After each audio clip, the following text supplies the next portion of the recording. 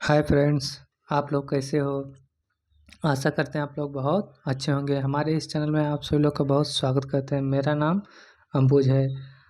अगर आप सीटेट की तैयारी कर रहे हैं तो ये वीडियो आपके लिए बहुत ही इम्पोर्टेंट रहने वाली, क्योंकि हम इस वीडियो में आपको बताने वाले हैं सीटेट में जिन प्याजे से एक नंबर का क्वेश्चन, एक या 2 नंबर का क्वेश्चन अवश्य पूछे ही जाते हैं। तो आइए हम आपको कुछ आसान माध्यम से इस वीडियो को बताने का प्रयास करेंगे और समझाने का भी प्रयास करेंगे। तो चलिए बिना किसी देरी के हम लोग वीडियो को जल्दी से शुरुआत करते हैं। जैसे कि एक क्वेश्चन जीन पियाजे से क्या पूछा जाता है, पहले हम इनके बारे में थोड़ा सा आपको जानकारी दे देते हैं कि जीन पियाजे एक मनोवैज्ञानिक है। ठीक, जीन पियाजे क्या है तो एक मनोवैज्ञानिक है, जो कि इन्होंने छोटे बच्चों पर 4 अवस्थाएं दी थी। ठीक, छोटे बच्चों पर इन्होंने 4 प्रकार की अवस्थाएं दी थी और ये 4 अवस्थाओं के बारे में इन्होंने बहुत डिटेल जानकारी बताई थी, जो कि सीटेट में इन्हीं चारों अवस्थाओं से आपको 1 नंबर या 2 नंबर के अवश्य क्वेश्चन देखने को मिलेंगे। ठीक, तो चलिए पहली अवस्था से हम लोग शुरुआत करते हैं। जैसे कि पहली अवस्था यहाँ पर आप सभी लोगों को दिखाई दे रहा होगा कि संवेदी प्रेरक अवस्था, यानी कि संवेदी गामक अवस्था, यानी कि सेंसरी मोटर स्टेज इसे कहते हैं। संवेदी गामक अवस्था को सेंसरी मोटर कहते हैं। ये अवस्था कब से कब तक चलती है तो जन्म से 2 वर्ष तक माना जाता है। ठीक, और इसमें क्या क्या जो बच्चा होता है, छोटा बच्चा होता है, जन्म से 2 वर्ष के बीच में छोटा जो बच्चा होता है क्या क्या अपनी एक्टिविटी करता है। देखिए इसमें दिया है कि अपनी ज्ञानेंद्रियों के माध्यम से चीज़ों को समझता है, जैसे कि देखना हो गया, सुनना हो गया, बोलना हो गया, चलना हो गया। ठीक, तो अपनी ज्ञानेंद्रियों के माध्यम से बच्चा जो होता है महसूस करता है, सीखता है। तो ये इस अवस्था को कहा जाता है सेंसरी मोटर स्टेज, यानी कि संवेदी गामक अवस्था कहते हैं। इसमें वस्तु अस्थायी यानी कि ऑब्जेक्ट परमानेंट का विकास होता है और इसमें कारण और प्रभाव को समझना शुरू कर देते हैं। जैसे कोई कारण होता है, जैसे माँ ने टच किया तो वो समझ जाते हैं कि माँ ने टच किया। ठीक, तो इस प्रकार संवेदी कामक अवस्था को सेंसरी मोटर भी कहा जाता है और इसमें ज्ञान इंद्रियों के माध्यम से चीज़ों को सबसे पहले इसमें सीखते हैं छोटे बच्चे। ठीक, इसके बाद जीन पियाजे ने दूसरी अवस्था दी। दूसरी अवस्था क्या है तो पूर्व संचालक अवस्था, यानी कि प्रीपरेशन स्टेज होता है। ठीक, 2 से 7 वर्ष तक होता है, यानी कि पूर्व संक्रियात्मक अवस्था भी इसे कहते हैं।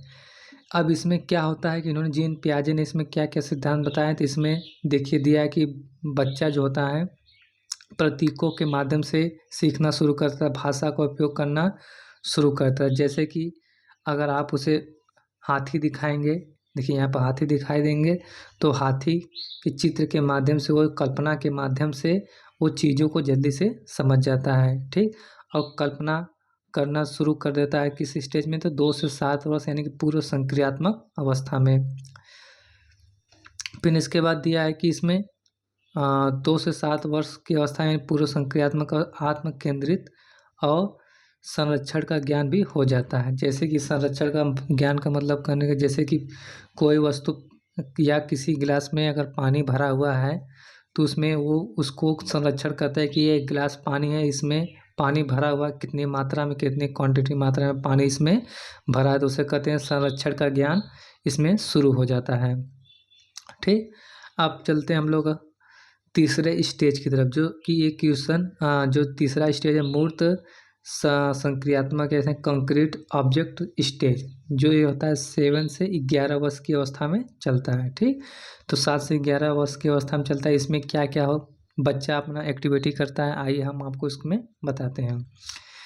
जैसे कि इसमें दिया है कि बच्चा तार्किक सोचता है। ठीक, यहाँ पर छोटा दिख रहा होगा, फिर भी आप लोग समझने का प्रयास कीजिएगा, क्योंकि बच्चा मूर्त संक्रियात्मक अवस्था में, यानी कि 7 से 11 वर्ष की अवस्था में क्या करने लगता है तो तार्किक चिंतन करने लगता है।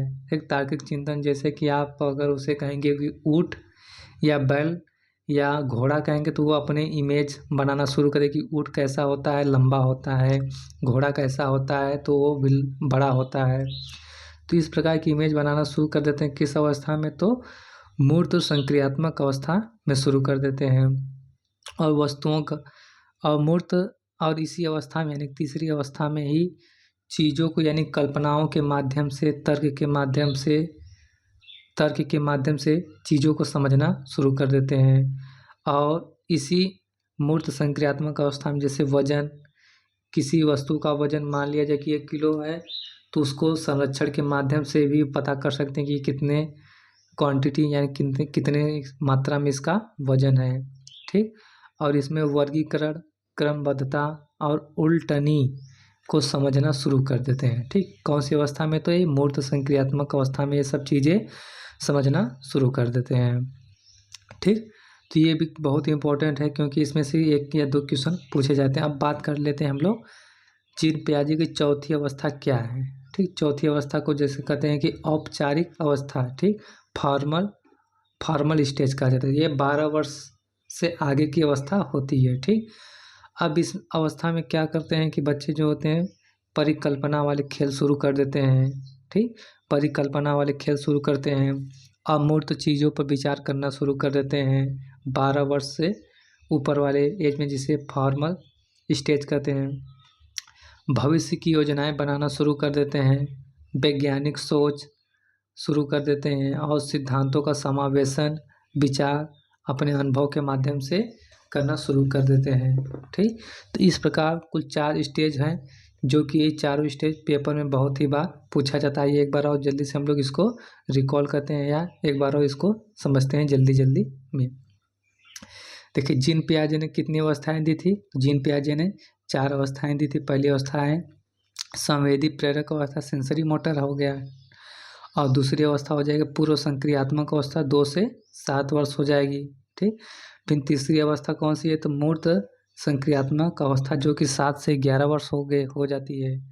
और चौथी स्टेज है औपचारिक अवस्था यानी कि फॉर्मल स्टेज। ये 12 वर्ष से ऊपर की अवस्था होती है जिसमें सब चीज़ें यानी कि अमूर्त चीज़ें, भाषा का ज्ञान, वैज्ञानिक सोच, तार्किक चिंतन करने शुरू कर देते हैं।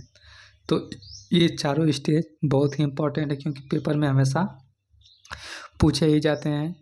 अगर हमारी वीडियो आप सभी लोग को पसंद आई तो चैनल को सब्सक्राइब कर लीजिएगा, बेल आइकन घंटी को अवश्य दबाइए। इसी तरह के क्वेश्चन आपको देखने को अवश्य मिलते रहेंगे। मिलते हैं हम लोग नेक्स्ट वीडियो में। आज के लिए बस इतना ही। Thank you.